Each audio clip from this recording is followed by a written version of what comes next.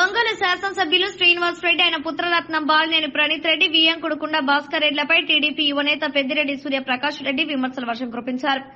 ఈ ముగ్గురి కన్నసొన్నల్లో మున్సిపాలిటీలో 57 మంది అవుట్సోర్సింగ్ ఉద్యోగులను పెట్టి 1,14,00,000 రూపాయలు అప్పనంగా ఉద్యోగులకు కట్టబెట్టారని విమర్శించారు. మున్సిపల్ కమిషనర్ కు, మేయర్ కు తెలిసే ఈ తంతంతా జరిగిందని ఆరోపించారు. వెరకముక్కలపాలెంలో 600 దొంగ టాపులు వేశారని, ఒక్కొక్క కార్పొరేటర్ కు 3 లక్షల రూపాయల ముడుములు ముట్టాయన్నారు. ఒక పక్క లిక్కర్ స్కామ్, మరోపక్క గ్రావెల్ స్కామ్ లో బాలినేని కుటుంబానిదే. విద్యుత్ శాఖలో 100 షిఫ్ట్ ఆపరేటర్ పోస్టులను అమ్ముకున్నారని, ఒక్కొక్క పోస్ట్ కు 7 లక్షల నుండి 10 లక్షల రూపాయలు తీసుకున్నారని తీవ్రస్థాయిలో మండిపడ్డారు. మీడియా మిత్రులందరికీ నా నమస్కారాలు. ఒంగోలు నియోజకవర్గం ప్రజలందరికీ కూడా వాస్తవాలు ప్రజలకు తెలియజేయాలా. ఈరోజు ఒంగోలు మున్సిపాలిటీలో బాలినేని శ్రీనివాసరెడ్డి గారు ఒంగోలు శాసనసభ్యులు, వారి పుత్రరత్నం బాలినేని ప్రణీత్ రెడ్డి, వాళ్ళ వియ్యంకుడు భాస్కర్ రెడ్డి, వాళ్ళిద్దరి దుర్వినియోగం, అధికార దుర్వినియోగం ఎలా ఉందంటే, ఈ మున్సిపాలిటీలో 57 మంది అవుట్సోర్సింగ్ ఉద్యోగాలు పెట్టించిన మాట వాస్తవమా కాదా? ఈ 57 మంది మున్సిపాలిటీలో ఎక్కడైనా పనిచేస్తున్నారంటే ఎక్కడ కనిపించరు. ఈ 57 మంది బాలినేని ప్రణీత్ రెడ్డి అంగరక్షకులుగా, బాలినేని వియ్యంకుడు కొండా భాస్కర్ రెడ్డికి మరి తాపేదారులుగా పనిచేస్తుంటారు. జీతభత్యాలేమో ఒంగోలు మున్సిపాలిటీ కట్టుతుంటుంది. నేను అడుగుతున్నా ఒంగోలు మున్సిపల్ కమిషనర్ గారిని, మీరు మొద్దు నిద్రపోతున్నారా అని అడుగుతున్నా. ఈ 57 మంది జీతాలు ఎక్కడైనా ఒంగోలులో వాళ్ళు ఒక రైట్ టైం మరి పనిచేస్తుంటే వారి మొబైల్ సిగ్నల్స్ కానీ ఆధారంగా ఈ లాస్ట్ 10 నెలల నుంచి వారికి జీతభత్యాలు ఇస్తున్నారు. ఒక్కో మనిషికి వచ్చి అవుట్సోర్సింగ్గా 20,000 రూపాయలు జీతం ఇస్తున్నారు. అంటే 57 మందికి ఎంత అవుతుంది? 11,40,000 రూపాయలు.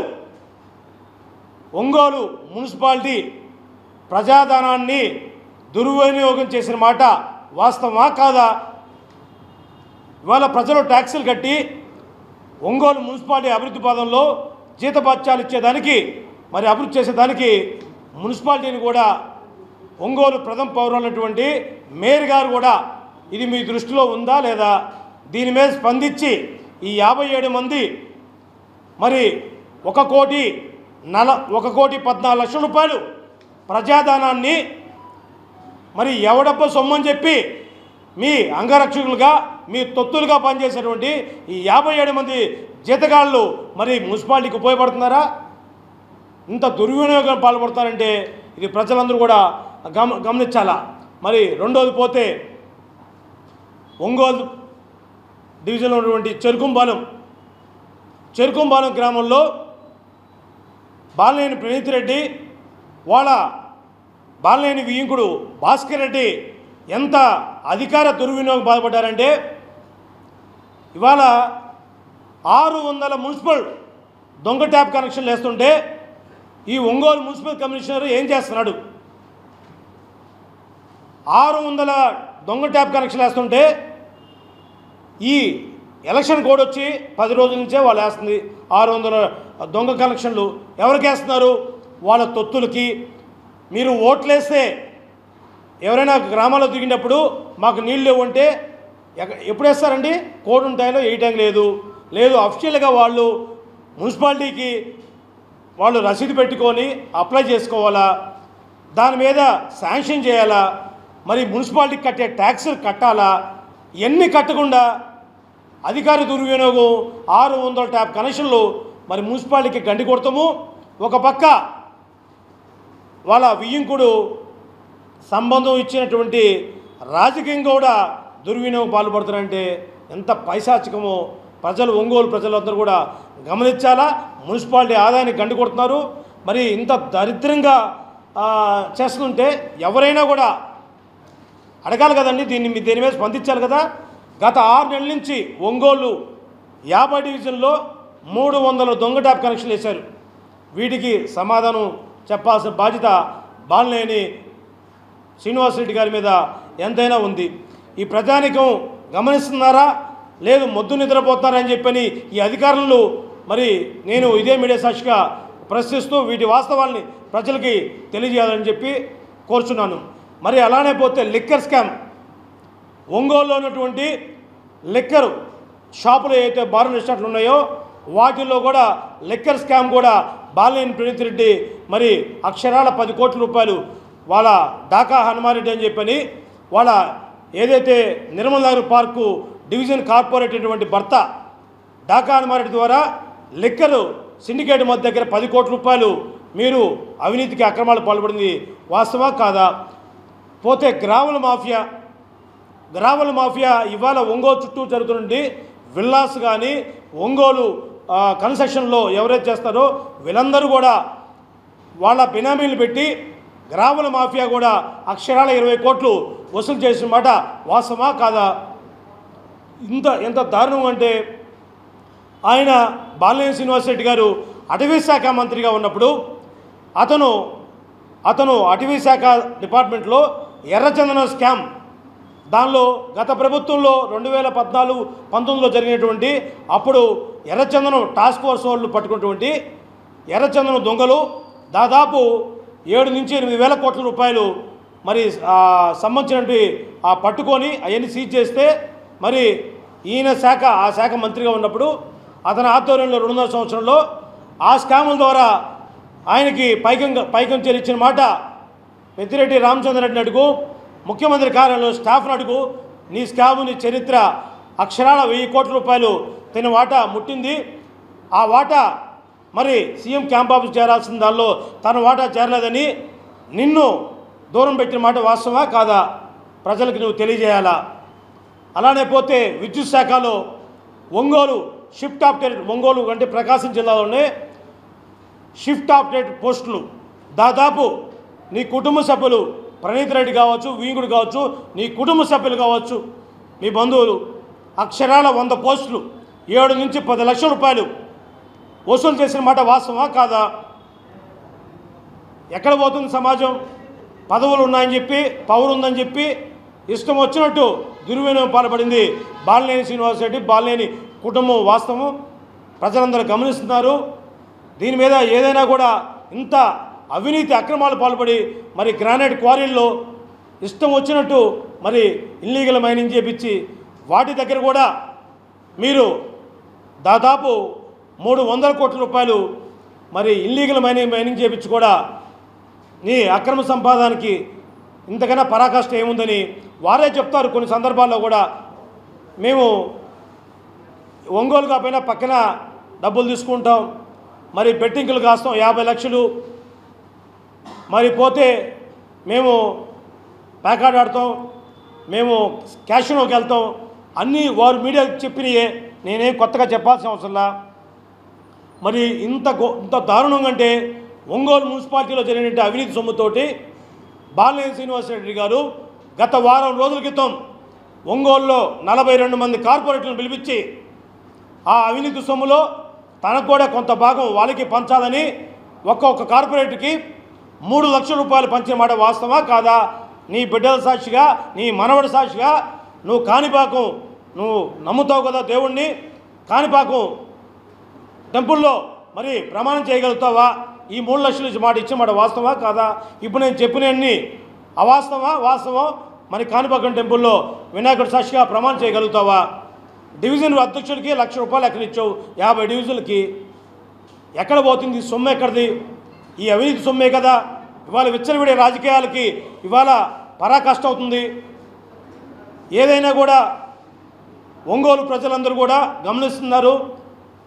అవినీతి సొమ్ముతో విచ్చలవిడిగా ఈరోజు బర్రెలు, మేకలు, కుక్కలు కొన్నట్టుగా మరి కార్యకర్తలు కొనటం, ప్రలోభాలకు గురి చేస్తూ ఇలాంటి అవినీతి సొమ్ముతోటి రాజకీయంగా ఎదగాలని ఆయన 6 సార్లు పోటీ చేసి 5 సార్లు అక్రమ సంపాదనతో చేశాడంటే 2012-14 నుంచి ఆయన చేసినటువంటి అవినీతి అక్రమాలకు దాకా కూడా ఎప్పుడు కూడా సౌమ్యుడిగా అనే పేరు ఉన్నమాట వాస్తవం. మరి 14లో ఓడిపోని కాంచి బాగా ప్రశ్నకు గురవడం, అవినీతి సొమ్ము సంపాదించాలా, ఆ డబ్బుతో 2024 ఎన్నికల్లో ఓటర్లను కొనాలా, 5,000 ఇచ్చి ఓటర్ని కొనాలా, 10,000 అయినా సరే ఓటర్లు కొనడానికి సిద్ధంగా ఉన్నాడు. ఓటర్లు మహాశైలేరా, ఇదే మీడియా సాక్షి చెప్తున్నా, అతను సంపాదించిన అవినీతి అక్రమ సంపాదన ఎంత ఇచ్చినా తీసుకోండి. ఇవాళ నీతి నిజాయితీగా ఉన్నట్టు వాళ్ళు ఎవరు, వాళ్ళ విలువలతో రాజకీయం చేస్తుంది ఎవరు ప్రజలు గమనిస్తున్నారు. ఇవాళ మీ సొమ్మేది, మరి ప్రజలు కట్టాల్సినటువంటి ట్యాక్సులు కూడా మరి కట్టిన సొమ్ముతోటి అవినీతి సొమ్ముతో చేస్తున్నటువంటి ఈ బాలినేని శ్రీనివాసరెడ్డిని ప్రజలు గమనించి ఇలాంటి దుర్వినియోగం పాల్పడుతున్నటువంటి ఈ కుటుంబం మొత్తాన్ని కూడా మరి పారదోలాలా. ఏదైనా కూడా ఒకటే నేను చెప్తుంది, ఈరోజు మొన్న ఎలక్షన్ అఫిడవిట్లో బాలినేని శ్రీనివాసరెడ్డి గారు వారి ఆస్తుల గురించి చెప్పారు. 9 ఎకరాల 12 సెంట్లు ఒకటి, 3 ఎకరాలు భూమి ఒకటి, ఇది కూడా 12 ఎకరాలు చిల్లర వాళ్ళ భూములు ఉన్నాయని చెప్పారు. అది కూడా మెట్ట భూములు. మరి ఈ మెట్ట భూములు మరి ఆదాయం ఎలా వస్తుంది, వీటి ఆయనకేం బిజినెస్ ఉందా, వ్యాపారాలు ఉన్నాయా, మరి ఏమి లేవు. మరి ఏమి లేకుండానే వారే చెప్తారు, ఏదైనా పట్టాలు ఇచ్చే దగ్గర కావచ్చు, కానీ లేదు ఇంకొక వేరే ఎవరికైనా మరి ఫంక్షన్లు ఇస్తాను అన్నాడు. ప్రతి నెల 700 మందికి ఫంక్షన్లు ఇస్తున్నా నా సొంత నిధులతో అని చెప్పి బహిరంగ ఇదే మీడియా సాక్షిగా ఆయన ఎన్నోసార్లు చెప్పిన మాట వాస్తవా కాదా? అలానే ఈ ఏదైతే వీళ్ళందరికీ కూడా చీరలు బట్టలు పెట్టి మరి మీ అందరికీ ఇస్తానని చెప్పారు 25,000 మందికి, మరి ఈ డబ్బులు ఎక్కడ వచ్చినాయి? ఇవి ఏమైనా అఫిడవిట్లో చూపించారా అంటే చూపించలేదు. ఆయనే చెప్తాడు నాకు ఆస్తులు లేవంటాడు. మరి ఇన్ని సొంత నిధులతోటి కొత్తపట్నం మండలంలో అని చెప్పి బకింగ్ కెనాల్ బ్రిడ్జి దామచర్ల జనాధికారులో ఆ బ్రిడ్జి శాంక్షన్ అవటం 85% వర్క్ కంప్లీట్ అయ్యి 15% కంప్లీట్ కాలేకపోవడానికి ఇతని అసమర్థతనం కాదా అవునా బాలినేని చెప్పాలా? ఎందుకంటే సెంట్రల్ గవర్నమెంట్లో జగన్మోహన్ రెడ్డి గారు మరి ఎన్నోసార్లు ప్రధానమంత్రిని కలిసి మరి ఎన్నో నిధులు తీసుకొచ్చిన మాట వాస్తవా కాదా? ఆ కొరవ 10% వరకు కంప్లీట్ చేయడం నీ అసమర్థనమా కాదా? మరి సెంట్రల్ గవర్నమెంట్ ఫండ్స్ కూడా ఏం చెప్తాడు, నా సొంత నిధులతో వేస్తా అంటాడు. అదేదో మేము చెప్తే కాదు, మరి ఆ సొంత నిధులు బహిరంగ చెప్తారు, వినండి.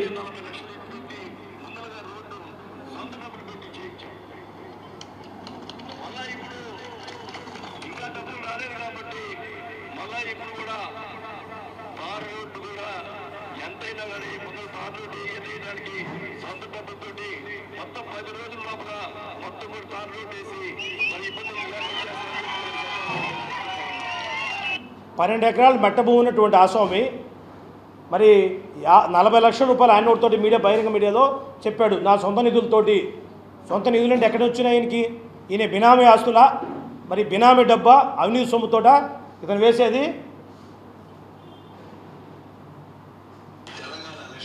తెలంగాణ ఎలక్షన్లో 50 లక్షలు బెట్టింగ్ కాసేది చెప్తాడు ఇదే మాజీ మంత్రి బాలినేని శ్రీనివాసరెడ్డి.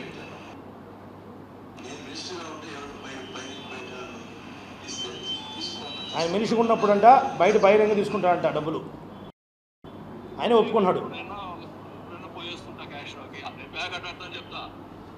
ఆయనే ప్యాక్ అడ్డదని చెప్తున్నాడు, మేమేం చెప్పలా. రష్యాకి డైరెక్ట్ ఫ్లైట్లు లేవు, దాంట్లో ఫ్రెండ్ మధ్య ఫ్లైట్ పెట్టాడు, దాంట్లో పోవడం తప్ప.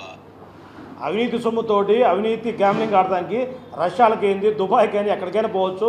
బాలినేని శ్రీనివాసరెడ్డి గారు మీ తప్పేం కాదు, మీరు దుర్వినియోగం చేస్తూ అవినీతి సొమ్ముతోటి ఇవాళ ఒంగోలు నగర ప్రజలందరినీ మోసం చేసిన మాట వాస్తవా కాదా?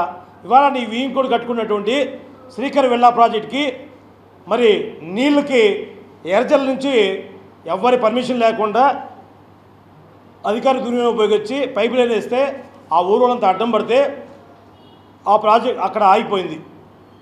ఇవాళ ఒంగోలు సమ్మర్ ట్యాంక్ 2 చెరువు నుంచి మరి ఎలక్షన్ కోర్టు టైంలోనే అతను కూడా 18 లక్షలు కట్టాడంట మరి మున్సిపాలిటీకి. అదేం అర్థం కూడా తప్పేం కాదు, కట్టాడంటున్నాడు. మరి అది ఏందో ఆ ప్రాతిపదికన కూడా బయటికి తీయాలి. అవి కూడా ఆ 18 లక్షలు పెట్టి ఆయన శ్రీకర్ వెల్లాకి మంచినీళ్ళు ప్రాజెక్ట్కి పైపు లైన్ వేస్తున్నాడు. ఇప్పుడు మీరు లైవ్లో పోయినా కూడా ఈరోజు 28వ తారీఖు మీరు ఆ యంగంపాలెం ఆ సమ్మర్ ట్యాంక్ నుంచి ఆయన వెల్లా ప్రాజెక్ట్ దాకా వెళ్ళి చూడండి, జేసీబీలు 3-4 పనిచేస్తుంటాయి. మా యంగంపాలెం మా సొంతూరు మా పంచాయతీలో 18వ డివిజన్ కార్పొరేటర్ మేయర్గా ఉన్నారు. ఆ ప్రాంతంలో చెరువు ఉంది, ఒక్క చుక్క నీరు కూడా తాగడానికి ప్రజలు వాడకాన్ని పనికిరావు. మరి అక్కడ మటుకు ఓటర్ల మటుకు దాదాపు 1400 చిల్లర మంది ఓటర్స్ ఉంటే వారు తాగడానికి మంచినీళ్ళ ట్యాపులు కుళాయిలు ఉండవు. అక్కడ మటుకు అడిగితే ఏ పని చేయలేరు. ఈయన శ్రీకర విల్లా ప్రాజెక్ట్ మటుకు సమ్మర్ స్టాండ్ 2 నుంచి వాటర్ లైన్ వేసుకున్నాడు. అంటే నీవు ఎలా ఉన్నావంటే నీ కుటుంబం ఆస్తులు పెంచుకోవడానికి, నీ కుటుంబ రాజకీయాల కోసం వేదికని రాజకీయానికి వాడుకుంటూ ఏదో నెలకి రెండు రోజులు 10 రోజులు వచ్చి ఇక్కడ ఒంగోలు వెలగబెడుతున్నట్టుగా ఒంగోలు ప్రజలను మోసం చేస్తూ ఒంగోలు నగరం మీద అభివృద్ధి చేయటం పట్టు లేనటువంటి ఈ బాలినేని శ్రీనివాసరెడ్డి గారు ఒక్కసారి మేము చెప్తాం చూడండి. తెలుగుదేశం ప్రభుత్వంలో 2014-19లో దామచర్ల జనార్దన్ గారు హయాంలో ఒంగోలు చుట్టూ ప్రాంతంలో ఉన్నటువంటి 17 బ్రిడ్జిలు వేశారు. ఇది ఒంగోలు నగర ప్రజలందరికీ తెలుసు, మీడియా సాక్షిగా మీడియాకి తెలుసు. ఇవాళ ఇంత ఘోరంగా ప్రజల్ని మభ్యపెట్టి అవినీతి సొమ్ముతోటి ఎలక్షన్ చేయాలనుకోవటం ఇంత దుర్వినియోగం చేస్తుంటే మరి ఈ మొద్దు నిద్రపోతున్న మున్సిపల్ కమిషనర్ ఎవరైతే వారు కూడా స్పందించి చెరుకుంపాలలో ఉన్నటువంటి 600 దొంగ కనెక్షన్లు ఈ 10 రోజులు చేస్తుంటే వాటి మీద చర్యలు తీసుకోకపోతే ఎలక్షన్ కమిషన్ కంప్లైంట్ చేసి వాటి అన్నింటినీ కూడా మొత్తం కనెక్షన్లు తీపిచ్చే చర్య తీసుకున్న దాకా నేను నిద్రపోను. అలానే ఇంకొకటి గమనించాలి, ఒంగోలు ప్రజలు, ఒంగోలు అభివృద్ధి జరిగింది ఓన్లీ తెలుగుదేశం పార్టీ ప్రభుత్వం హయాంలోనే. బాలినేని శ్రీనివాసరెడ్డి గారు రాజశేఖర రెడ్డి గారు ముఖ్యమంత్రిగా ఉన్నప్పుడు ఆయన బంధువైనా ఒంగోలుకి ఆయన వేసింది ఏమీ లేదు. సమ్మర్ స్టోరేజ్ ట్యాంక్ 2 కూడా తెలుగుదేశం పార్టీ హయాంలోనే 99-2004లో ఎక్కల తులసిరావు గారు మున్సిపల్ చైర్మన్ ఉంటాయలోనే సమ్మర్ స్టోర్ ట్యాంకు వాళ్ళు ఫినిష్ చేశారు. దాని ప్రారంభోత్సవం అప్పుడున్న రాజశేఖర రెడ్డి గారు బాలినేని శ్రీనివాసరెడ్డి గారు ఒంగోలు ఎమ్మెల్యే చేశారు. అంతకు తప్ప నుంచి చెప్పుకోదక్కింది ఏది లేదు. ఒంగోలు ప్రజలు కూడా ఇదే మీడియా సాక్షిగా నేను ఒకటే చెప్తున్నా, ఒంగోలు రూరల్ కానీ కొత్తపట్నం మండలం కానీ ఒంగోలు 50 డివిజన్లో అభివృద్ధి జరిగిందంటే సీసీ రోడ్లు కానీ డ్రైనేజ్ కాలువలు కానీ మరి ప్రతి ఒక్కటి కూడా ప్రజలకి ఉపయోగపడే పనిచేసింది ఏదైనా ఉంటే తెలుగుదేశం పార్టీ ప్రభుత్వం. మరి అవినీతి సొమ్ముతోటి ఈరోజు విచ్చలవిడిగా మరి వెరేసు వాళ్ళ అభివృద్ధికి శూన్యంగా ఉన్నటువంటి బాలినేని అవినీతి సొమ్ముతోటి ప్రజలు ప్రలోభాలకు గురి చేస్తూ ఇలాంటి మోసపూరితమైన వ్యక్తుల్ని ప్రజలు నమ్మొద్దు. ప్రజలందరూ కూడా గమనించి రాష్ట్రంలో సైకో ప్రభుత్వాన్ని పారదోలాల.